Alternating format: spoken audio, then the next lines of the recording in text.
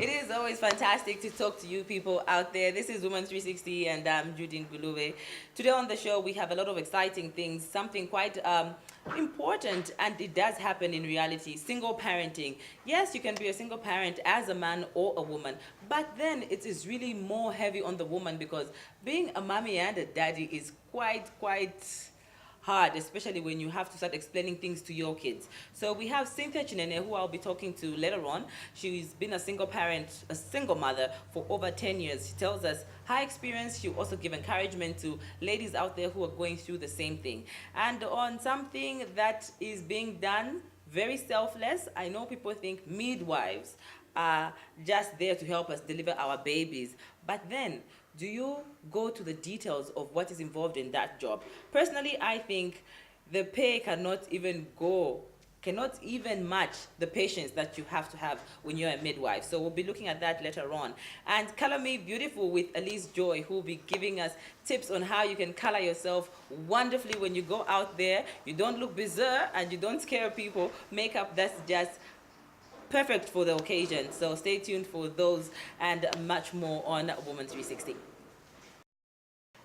This is Woman 360. We are talking single parenting, being a single mother. Now, there is a Zambian musician who really does talk about uplifting a woman and being very confident. She's our star guest for today, Sister D. So firstly, before we go into Sister D, let's talk to Cynthia Chinene, who's been a parent, a single mother for over 10 years. She tells us her experience. I caught up with her earlier on at Hotel Intercontinental. Listen to this.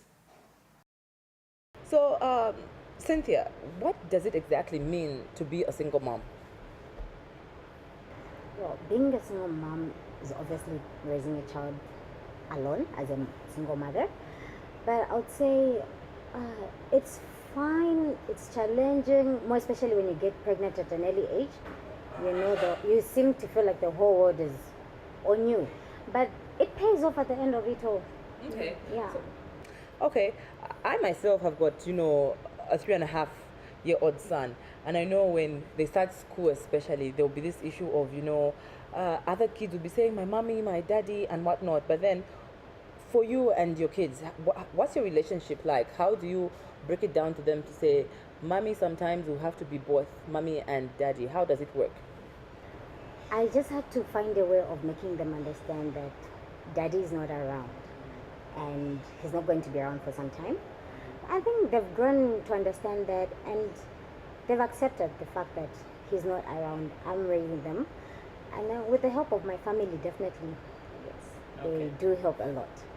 Yeah. There is this notion in Africa, that a single mom who is too independent, and most women are supposed to be seen to have somebody to lean on.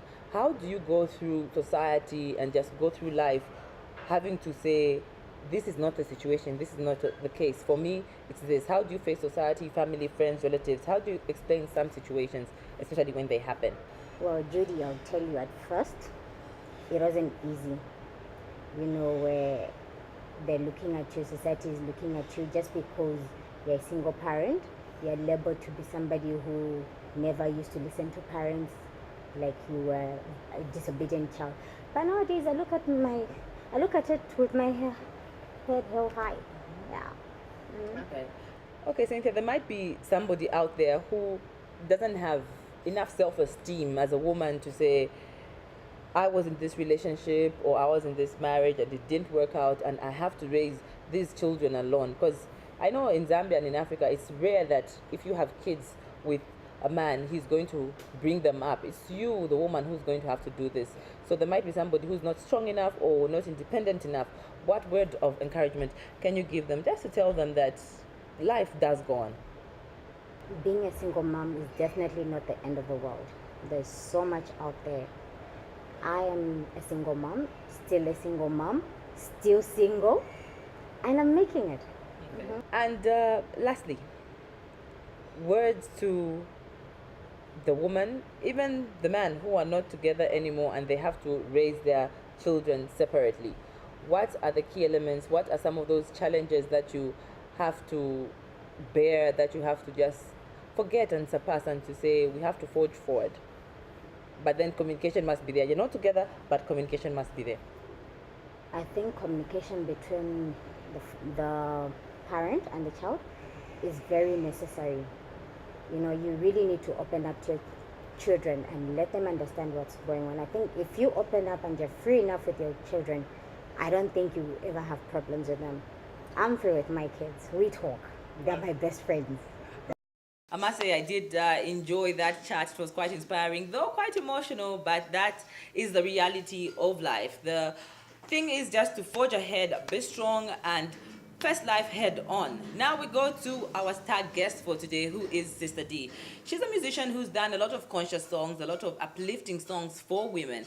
Let's chat with her. Let's just see what she has to say. Why does she really want a woman to be uplifted? Why does she think a woman needs this push, and she puts it in her music? Here is Sister D. Wow.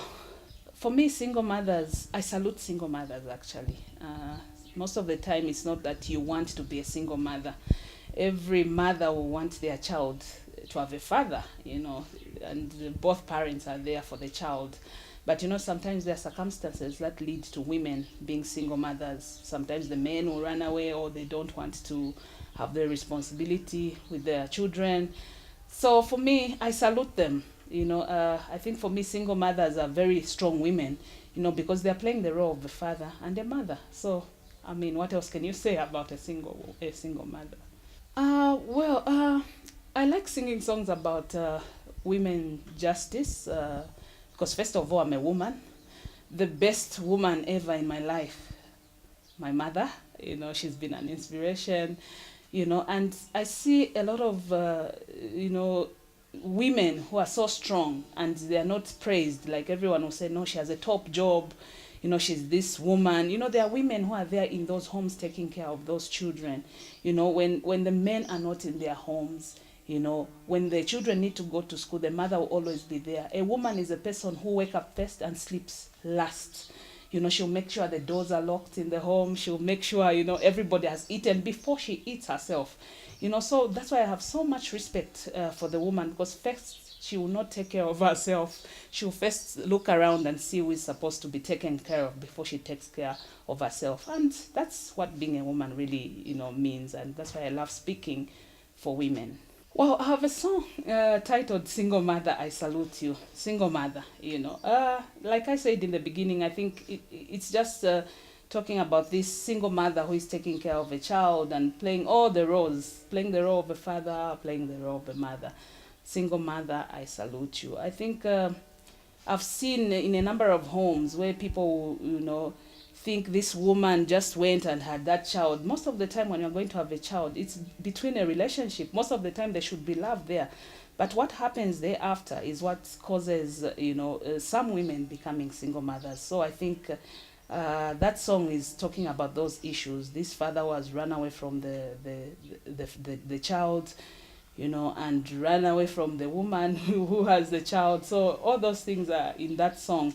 It's a song that I thought, I think it's time we spoke about this issue, because we are looking at these women differently.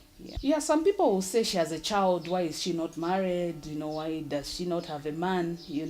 But like I'm saying now, and I continue saying, to say sometimes circumstances lead to this. It's not that a woman would love to have a child without a father. That is, unheard of. You want both parents for your child. But I think sometimes these women find themselves in situations that they did not foresee. Sometimes a man will come to you to say, I love you, and you sleep with them. The next time they're telling you, I'm married. And this guy was telling you, I'm going to marry you. I'm not a married man. You just realize this man is married, and maybe you don't want to go on in such a relationship. So all those issues come into place.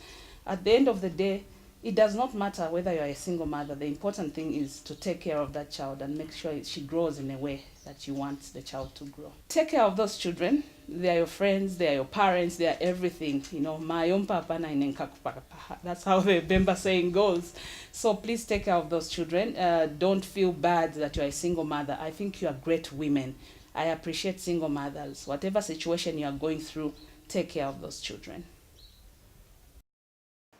Now, how many of us do something that is selfless? Something that, well, you can combine, whether it's your job, it's your passion, but something that you're doing for another person for the good of just humanity. Now, for today, Woman 360, we're looking at midwives, and specifically, we've picked midwives, well, just at random from Lusaka Trust. Now, these women really go above and beyond service. I think it is a calling to be a midwife, to go through helping a woman deliver a baby is, I'm sure people who've given birth know what I'm talking about. Let's talk to these ladies and see why they decided to be midwives and how it is and what it means to the world to be a midwife. Mrs. Nsamai is a nurse and a midwife. I'm just a normal human being who loved nursing. That's why I did my nursing career. I've been in this career for 30 years. First I did my general nursing, then I did my midwifery. I did my general nursing in Mukinge.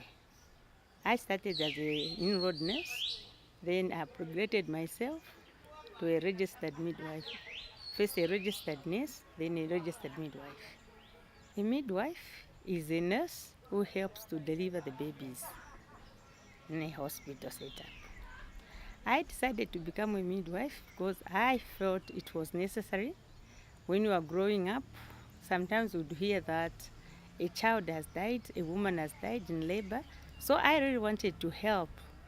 Maybe if I get the training, I would be able to help those women so that I help people not dying in delivery, babies.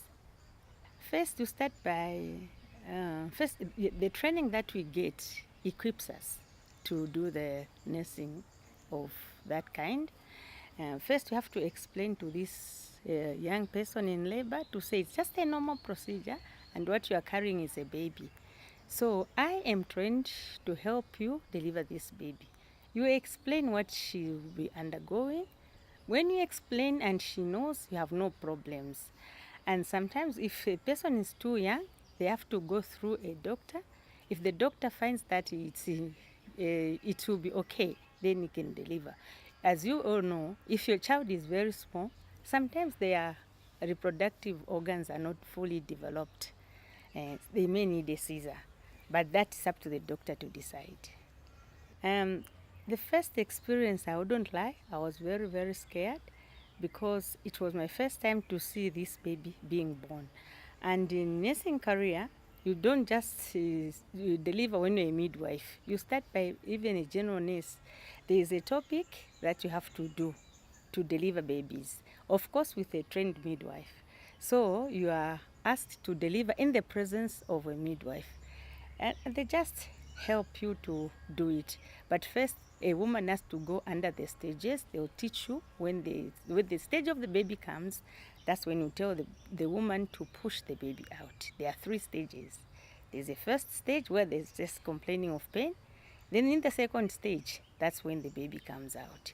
But you have to tell your patient, then you have no problems, because when you tell the patient that now it's time for you to deliver the baby, she will just push out that baby without problems. And then you have to care for the after delivery, because that's also a time which a woman might bleed. If you are not careful, then you may even lose the baby, the mother. So you have to know after the placenta is delivered, you have to make sure that you give the medicines that will help you not to bleed, the patient not to bleed, and make sure that all the products are removed from the womb. And there are signs that you see that even the uterus is contracted. So when you are delivering somebody, you have to be very, very careful. And then you have to really know your product, in short. So you have to know what you are doing for you to come out with a live baby and a live mother. because you have to teach them antenatally. It's very, very important that when women come to these clinics, you tell them what they expect. Once you do that, you have no problems. Tell them that this is the thing that you are going through, and then when the time comes, you tell them what to do. And then you just come at something very simple, and then you give them the baby back. Now, midwives are really an important part of a woman's life. Now, from Judy and I would like to say a special thank you to the following women who helped us deliver our children.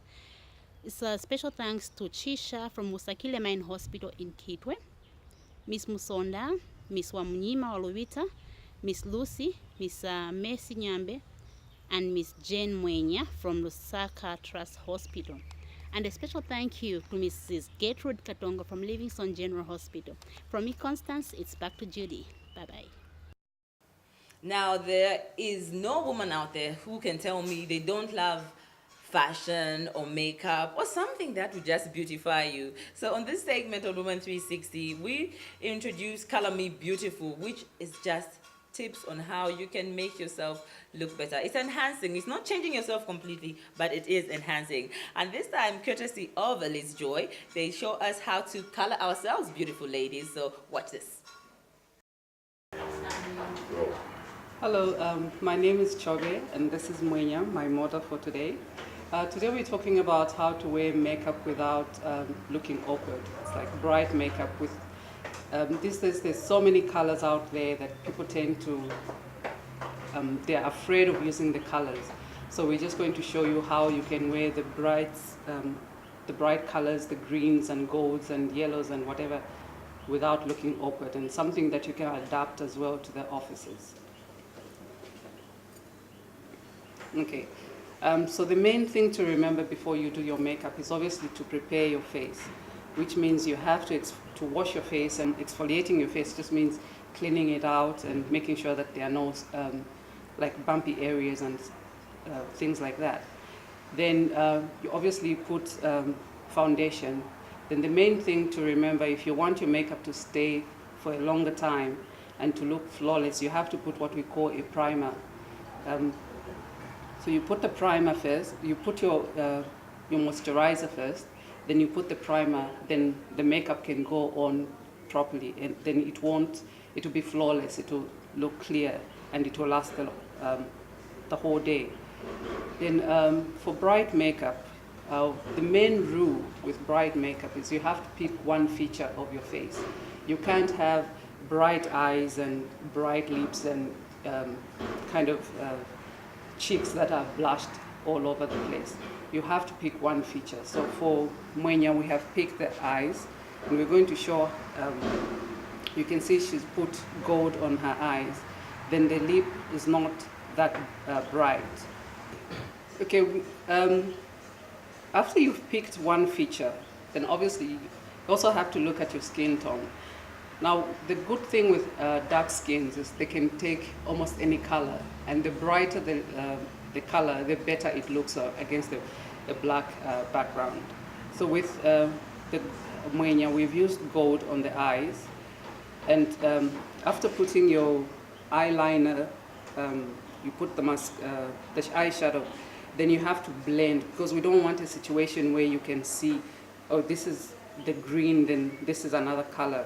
So Mwenya used two different colors, the dark on the eyeline, then the gold, and just blended it into something lighter, almost the white on near the brow line. Then the cheeks as well, she has done her cheeks. If you can see, she has highlighted her cheeks and put a little bit of blusher. We don't want one of these pink blushes, because a lot of people walk around with their cheeks are looking pink.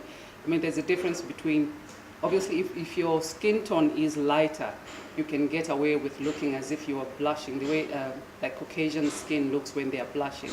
It kind of looks reddish. With the lips we don't want, because we want to focus on the eyes.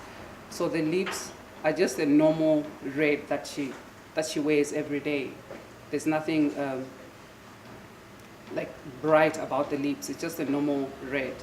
For Mwenya, we're concentrating on the eyes. So like I said, you have to pick a feature on your face. And I'm not saying everyone has to pick the eyes, but you can decide if your eyes are you feel your eyes are the best feature, then go ahead with the eyes.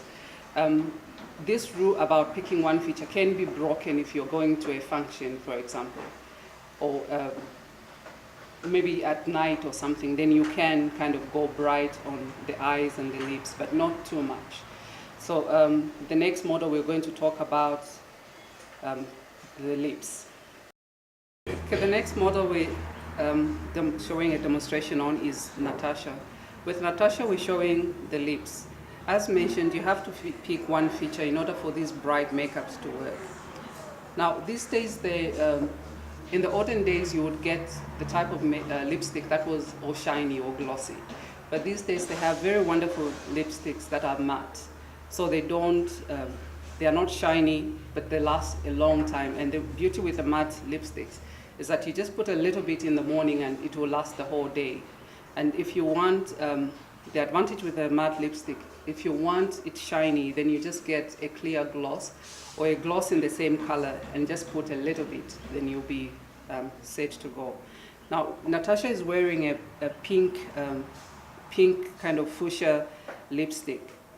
Now, with the main thing with making the matte lipsticks look nice is that your lips should be prepared very well, which means some people use in the evening, you put a little bit of Vaseline, go to sleep. In the morning when you wake up, the dead skin cells will be out, and maybe you use a brush or just a face towel or a bit of the side of your towel and just rub out the rough dead skin.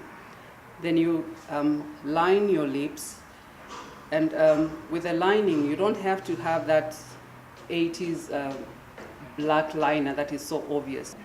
The beauty with matte lipstick is that these days you can find a liner that matches the lipstick. So you put a liner that matches the lipstick around and don't go beyond your lips. So just maintain within the line. Line it properly, then apply your lipstick. With the whatever color you want, there are some people who you go to a shop and you find a bright red or a bright pink, then you think you can't wear that one. But the best thing to do is you get that lipstick and you don't have to put a lot. You just do what we call a stain. So you get a brush or your finger and just dab around just a little bit until later on you will be able to feel comfortable with wearing the full-on pink or full-on red. Then we also, for Natasha, we're focusing on the lips, but then it doesn't mean the rest of the face is neglected. You can see that we decided to highlight the eyebrows.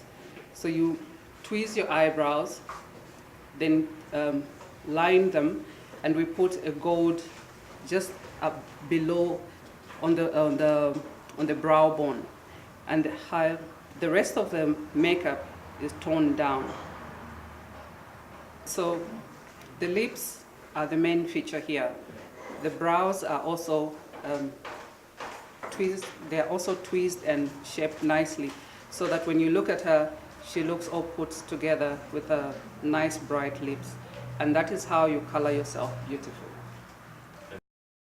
I am always having a fantastic time when it comes to Woman 360. We've talked about being a single mother, we've talked to Sister D, we've colored ourselves beautiful, and talked to midwives who go over and beyond the calling and the service of what it means to bring a beautiful life into this world.